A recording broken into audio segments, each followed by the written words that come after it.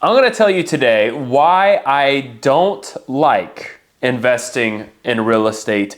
This is another take that you probably haven't heard because so many people on social media brag about real estate. They say it's the key to financial freedom. They shout passive income from the mountains.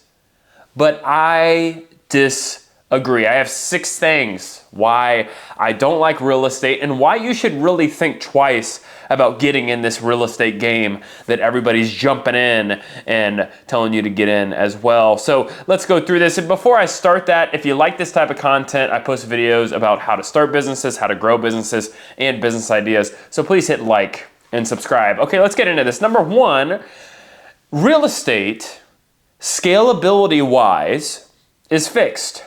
If I buy a duplex, if I buy a quadplex, the duplex is only going to have 2 units. The quadplex is only going to have 4 units. Even if I buy a 60-unit apartment complex, my scalability, oftentimes, depending on if you have land next door, I understand that, most of the time the scalability is fixed. That means I can't add more units. I'm only ever going to have 2 units on that duplex. So I am fixed on my scalability. I like businesses. I like to buy businesses. I like to start businesses because the scalability of them. Now, not all businesses can be easily scaled. I hear you.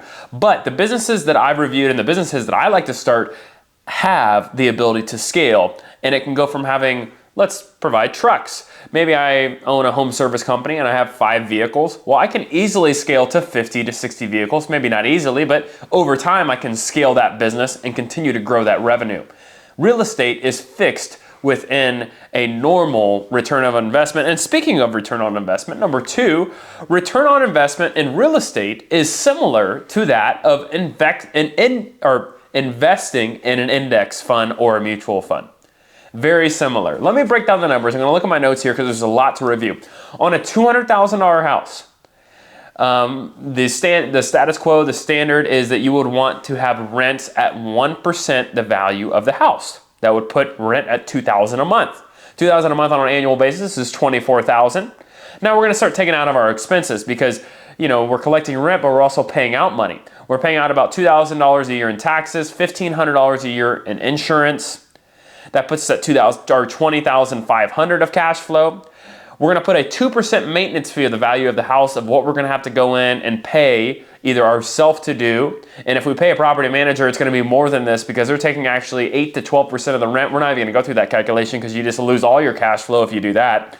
So that's a $4,000 that you could set aside for maintenance. That puts you at a return on investment, cash flow, $16,500. And that's you buying the house cash. You didn't even finance it. So if you bought the house cash, you spent $200,000, you have $16,500 free and clear cash flow. What ROI is that? That's a 8.25% ROI. If you look at the last 30 years, go ahead and Google it. The last 30 years, the S&P 500 has done an annualized return of about 10%. So you would have been better off if you put your money in the S&P 500. And one can say, well, Nate, don't houses go up in value? Yes, houses go up to value anywhere between 3 to 5%. So maybe you're ahead of me, right? Maybe you're ahead of me at 12, 13%. Maybe you're 2% ahead of me.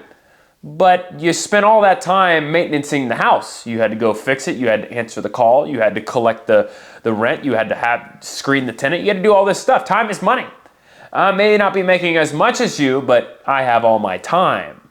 And time will make you money if you can invest in it. So here we go. Let's do the calculation. If we had a loan, 25% down, because if you have a secondary house or a rental property, they're going to require you to probably have 25% down. That's $50,000 down payment. Your mortgage is going to be $1,000, $54 a month. So we take our $16,500 that we already had free and clear. If we didn't have a loan, we subtract out the mortgage of $12,648 for the year, puts us at a cash flow of $3,852 a year. So you put $50,000 to get $321 a month cash flow. Is $321 a month going to change your lifestyle? And it's not passive income because we're not using a property manager. So we're spending a lot of time just to make $321 a month. You're probably better off if you go to Kroger and you greet people.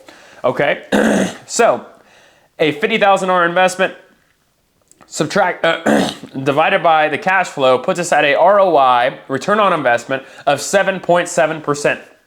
So by the time you factor in the home value going up, but I will say this caveat, when you sell your house, usually you're gonna have to sell through a realtor. You're gonna have to pay a realtor at least 5 to 6%, sometimes 7%. So that kind of wipes out the extra money that you're getting from the appreciation of the house. So you're at a 7.7% return. Again, you may be up there with me with the appreciation of the house, but I'm sitting in my S&P 500 index fund or my mutual fund, and I ain't doing anything. My money's working for me. While you're out trying to screen a tenant, and the tenant probably left you, put a hole in the wall, now you gotta fix the hole in the wall. I don't, okay?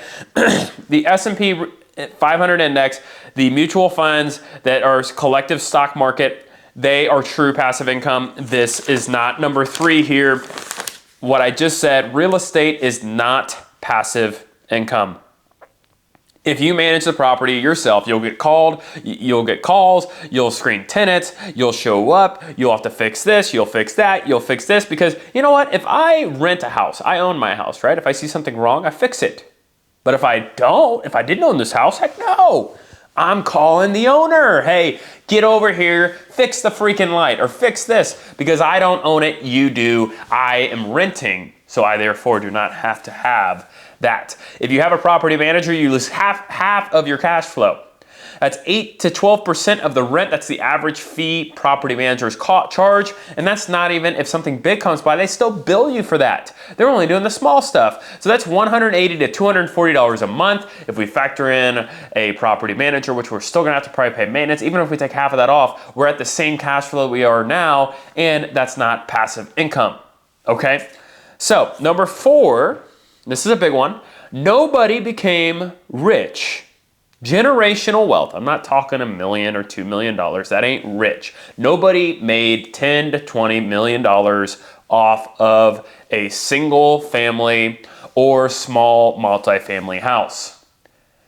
There have been people who have developed apartment complexes who have been able to become very rich in that. I understand real estate development, that's an entirely different business. You buying the single family house down the street is not a business, that's an investment, and it's a poor one in my opinion. Okay, so if you know real estate and you work on a real estate development company and you're buying and you're developing companies, that's a business, okay? And if you're getting in the apartment game, over 50 to 100 units, that is a business. You are investing in a business that likely has employees on payroll. So that business is evaluated just like any other business you're gonna buy. But buying single family houses is not a business, it's an investment that, quite frankly, provides a lot of risk for little return that you could get somewhere else. Number 5, flipping is not a business. I see so many people trying to sell flipping courses. I made this much money flipping. I made 30 grand, 40 grand flipping. What'd you make on the last flip? You probably made nothing. I know people that do flipping and they make money or they don't make money. And when the time's good, it's great. And when the time's bad, it's not. It's up, down, up, down. Real estate is the most variable industry you can be in. Rates go up, rates go down, real estate market goes hot, it goes cold. You don't know what the market's gonna do. So you hop in on a flip, assuming the market's gonna stay the way it is, it goes down. Or maybe it goes up and you might make great money. But it's like gambling. Unless you really know a market, and even if you really know a market, it is hard to beat the market. It is, and that goes into my number 6 here, is that real estate is so saturated because anybody can hop on Realtor or Zillow and look for houses for sale and say, I want to own property. It does not cost that much, $50,000 down payment. And if you have great credit, it's probably less than that. So everybody wants to own property because they hear some guy saying, I like to own things that are tangible. I can go drive by it and I can look at that house and I know that it's mine. Well, there's somebody in that house putting a hole in the wall and you have one unit and that person's gonna move out on you and it's provided a marginal return compared to what you could get in the normal stock market, okay? And it's not passive income. I don't like real estate. I don't like real estate because number 7 here, to really finish it off, I only said 6, but this is really number 7. What I really want you to do, where the real opportunity is for you to be rich, is to start or buy a business. Right now, the average age of a business owner is over the age of 50. In the next 5 to 10 years, the average age, which is over 50% of businesses, will be retiring. Owners will be leaving their business and they'll be either selling it or giving it or potentially transitioning it to somebody else. So if you really want to know where opportunities are, they're in businesses. More people became billionaires through businesses than real estate. You will become rich if you have a successful business. If you have a successful rental, you're making $321 a month cash flow. And if you have 10 of those, God forbid, oh my gosh, your phone's gonna be blowing up. Or if you don't wanna start or buy a business, it's not sexy, it's not exciting, but find a low-cost index fund. The S&P 500, a mutual fund that's low cost, that has the over stocks. I'm not a financial advisor, but I've had a lot of success putting a chunk of my money in the S&P 500, and it's not sexy. I can't talk about it at parties. I can't brag about it because nobody really cares. But I'm telling you, it's not the sexy and exciting stuff that makes you money. It's the stuff that you diligently do on and that you understand that there is less risk, less headache if you go here versus here. I'm not saying you can't make money in real estate. I believe you can make money. I'm just saying the money that you can make, in my opinion, is not worth it. It's not worth it for me to scratch my head and be stressed out all the time because I have a rental property that someone's tearing up and they're moving out and I'm trying to find a tenant. Put your money in the S&P 500, let it grow, and enjoy your life. You have one life. Why do you want to live stressed? Start a business or invest in the S&P 500. That's why I don't like real estate. And if you like today's video, or if you want to provide a contrary opinion, please comment below. I respect all opinions, even if they disagree with me. And thank you very much. I post a video every day at 1:15 p.m. Please come back. Thanks.